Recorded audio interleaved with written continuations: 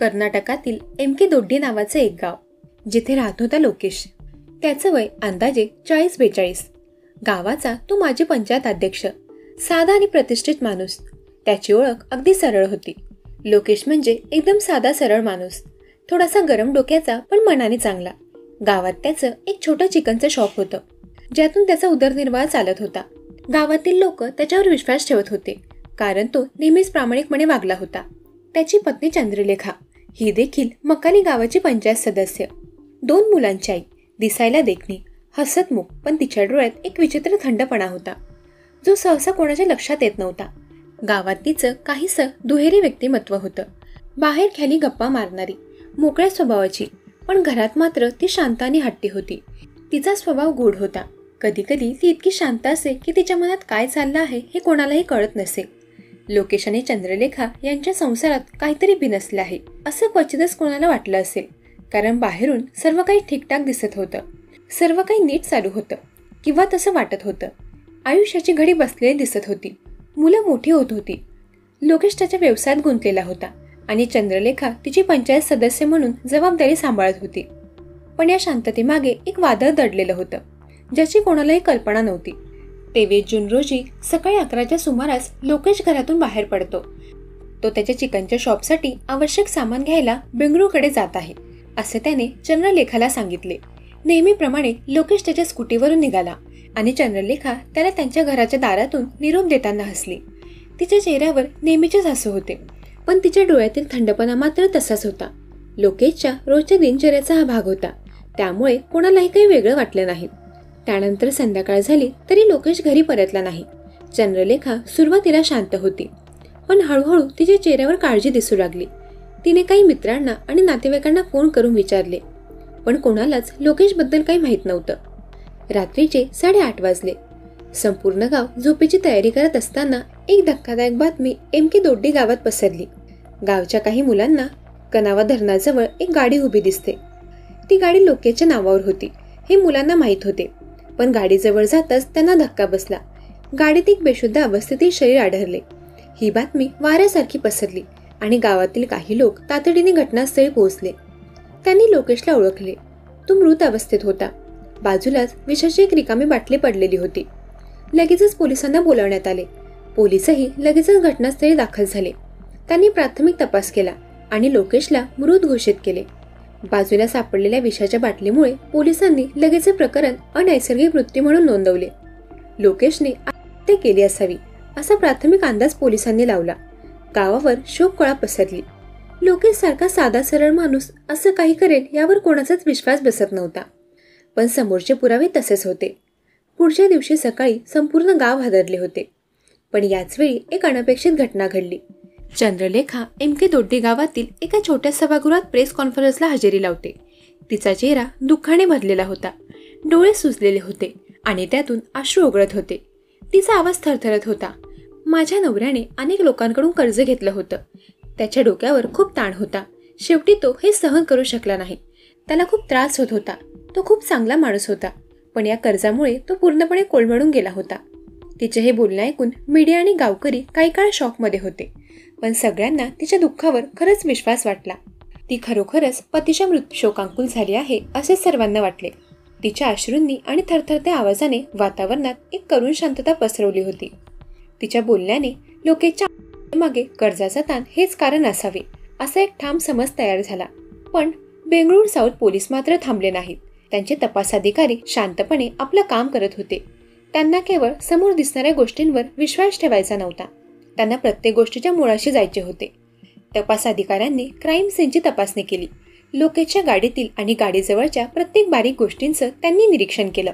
त्यांना 2 गोष्टी खटकल्या, ज्याने त्यांच्या मनात संशयाचं बीज रोपण झालं. विषाची बाटली आहे, पण बाटलीचं झाकण गायब आहे. विष प्यायल्यावर बाटलीचं झाकण तिथेच असायला हवं होतं, किंवा थोडे दूर तरी पडलेले असायला हवे होते. ते पूर्णपणे गायब होतं. ही एक लहानशी गोष्ट असली तरी ती पोलिसांना विचार करण्यास भाग पाडते. लोकेशच्या पायात फक्त एक चप्पल आहे. दुसरी चप्पल कुठे आहे? ती गाडीतून बाहेर पडताना गळली असेल किंवा पळापळीत पडली असेल, पण आत्महत्येसाठी कोणी गाडीतून बाहेर पडणार नाही किंवा पळापळीचं कारण नाही. या निरीक्षणाने पोलिसांना आणखी गोंधळात पाडलं. ही लहान वाटणारी निरीक्षणं पोलिसांच्या मनात मोठं संशयाचं बीज रोवत होती. त्यांना वाटलं की यामागे काहीतरी गडबड आहे. त्यांची नजर आता फक्त आत्महत्या यावर नसून अनैसर्गिक मृत्यू या पलीकडे काहीतरी दडलेले आहे यावर केंद्रित होतं. त्यांनी लगेचच लोकेशच्या मृतदेहाचा पोस्टमॉर्टम करण्याचे आदेश दिले. काही तासांनी पोस्टमॉर्टम रिपोर्ट येतो. मृत्यू विषामुळे झाला, पण विष गिळतानाचा फोर्सफुल ट्रेस आहे. याचा अर्थ कोणीतरी जबरदस्तीने विष पाजलं आहे. हे वाक्य पोलिसांना धक्का देतं. चंद्रलेखाचा अश्रूंनी भरलेल्या प्रेस कॉन्फरन्सचा चेहरा त्यांच्या डोळ्यासमोर येतो आणि त्यांना तिच्या बोलण्यावर आता जराही विश्वास राहत नाही. ही आत्महत्या नसून हत्या आहे हे स्पष्ट होते. पोलिसांनी आता हत्या या कोणातून तपास सुरू केला. त्यांचं पथक आता वेगाने काम करू लागलं. प्रत्येक बारीक धाग्याचा ते पाठलाग करू लागलेत. हा एक गुंतागुंतीचा कट असल्याचं त्यांना जाणवलं. या प्रकरणाचा उलगडा करण्यासाठी पोलिसांनी आधुनिक तंत्रज्ञानाचा वापर करण्याचं ठरवलं. त्यांनी संपूर्ण परिसरातील सीसीटीव्ही फुटेज चाळायला सुरुवात केली. कनावा धरणाकडे जाणाऱ्या रस्त्यावरील कॅमेऱ्याचे फुटेज तपासले गेले. तासाच्या फुटेजमध्ये काहीतरी संशयास्पद दिसले.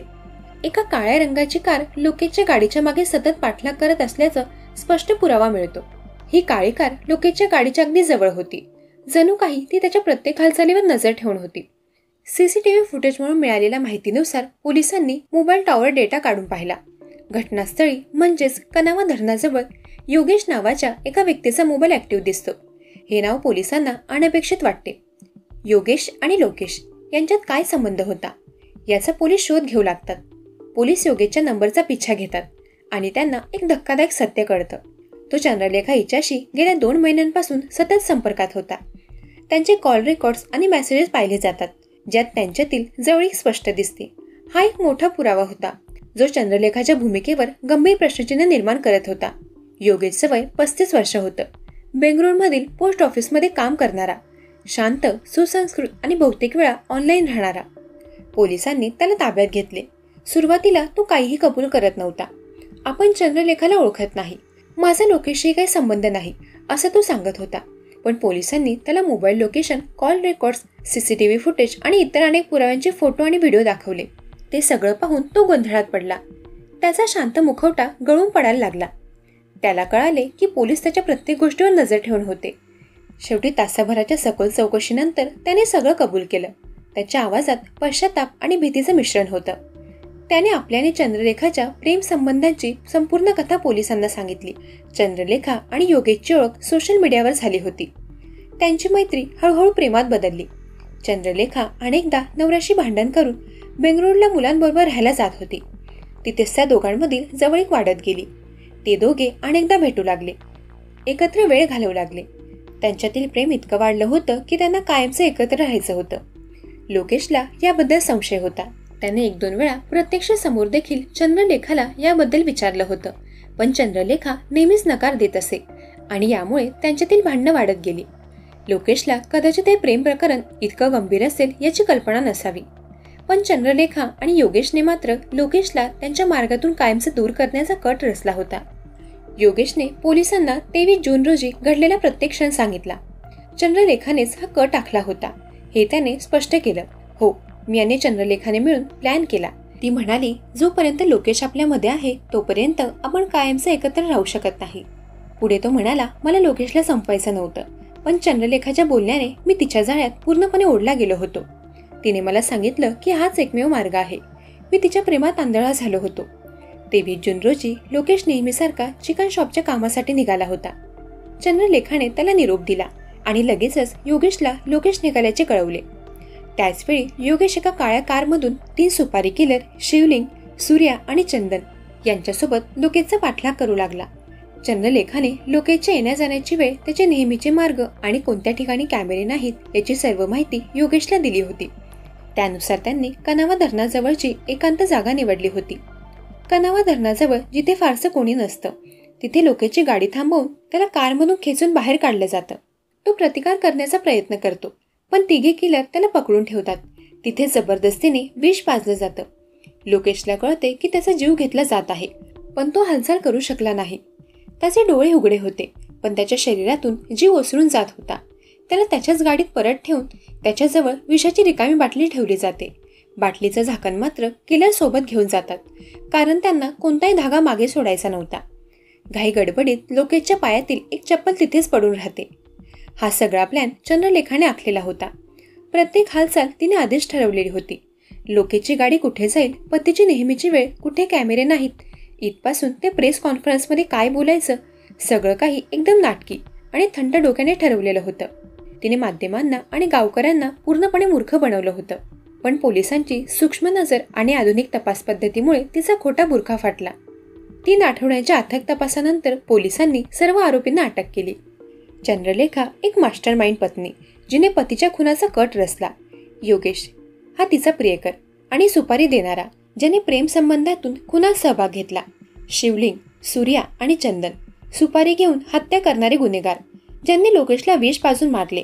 एम.के. दोड्डी गावाला मोठा धक्का बसला होता. स्वर्गवासी लोकेशबद्दल सहानुभूती व्यक्त करणारी पत्नीच निघते पतीच्या हत्येचे सूत्रधार. चंद्रलेखा, जी बाहेरून हस्तमुख आणि सभ्य वाटत होती, तिचे भयान सत्य पाहून संपूर्ण गाव सुन्न झाले. शेवटी एक प्रश्न उरतोच, जेव्हा प्रेम वेडसर होतं तेव्हा माणूस काय काय करू शकतो याला मर्यादा नसते.